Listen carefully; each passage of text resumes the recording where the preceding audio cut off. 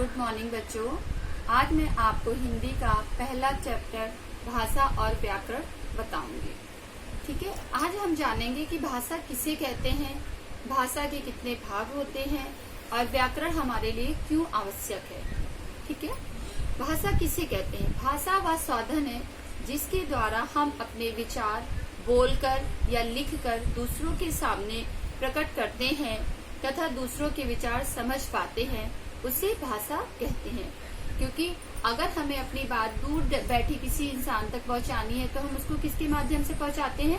हम उसको एक पत्र लिखते हैं और अपनी यानी कि हमने अपने विचार को पत्र के माध्यम से लिखकर उसको बताया। दूर देशों से आपको सब जानकारी मिलती है, किसके माध्यम से मिलती है?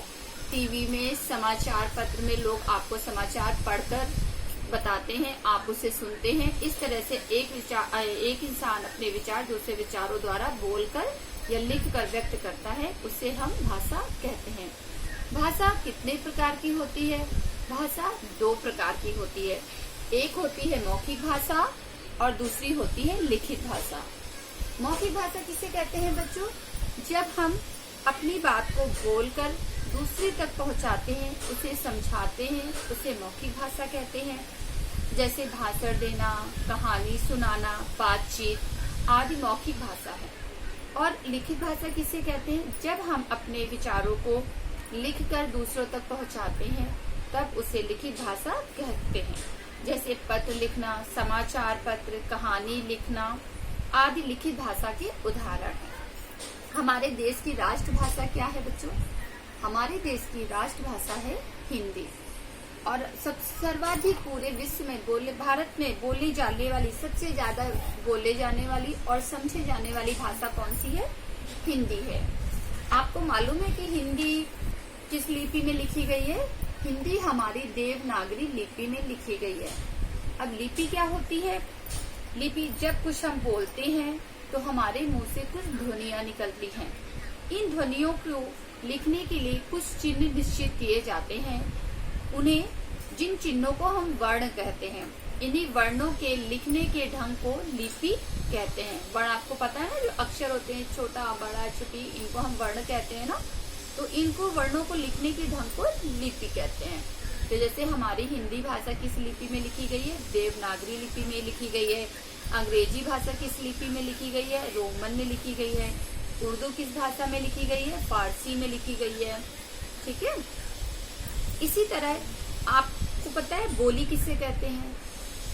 क्योंकि जो भाषा पूरे उसमें बोली जाती है वो तो हमारी मातृभाषा है हिंदी, लेकिन बोली किसे कहते हैं? जैसे प्राय किसी सीमित क्षेत्र में बोलचाल की भाषा को बोली कहते हैं। जैसे राजस्थान के लोगों द्वारा राजस्थानी बोली जाती है।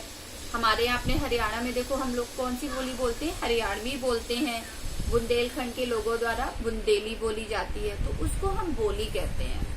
ठीक है, अब हम आते हैं व्याकरण। व्याकरण हमारे लिए क्यों जरूरी है? व्याकरण की क्या आवश्यकता है ना? तो इसकी व्याकरण हमारे लिए इसलिए जरूरी है बच्चों कि प्रत्येक भाषा की अपनी एक व्यवस्था होती है। इस व्यवस्था के कुछ नियम होते हैं। नियमों की इस व्यवस्था को व्याकरण करते हैं। वास्तव में व्याकरण वह शास्त्र है जो हमें भाषा को शुद्ध रूप में बोलना, पढ़ना व लिखना सिखाता है। इसलिए हमारे लिए व्याकरण बहुत ही जरूरी है। व्याकरण के 3 अंग होते हैं: वर्ण विचार, शब्द विचार और तीसरा है आपका वाक्य विचार। वर्ण विचार क्या होता है? जैसा कि नाम से पता चला, वर्ण छोटे छोटे वर्णों से मिलके ही शब्द बनता है और शब्दों के मिलने से वाक्य बनता है। इसको हम आगे लेसन में फिर हम विस्तार से पढ़ेंगे। अभी एक बार फिर से हम दोहराएंगे।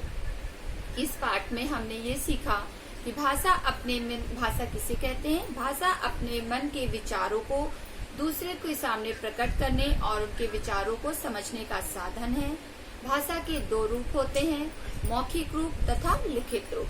भारत की राष्ट्रभाषा हिंदी है।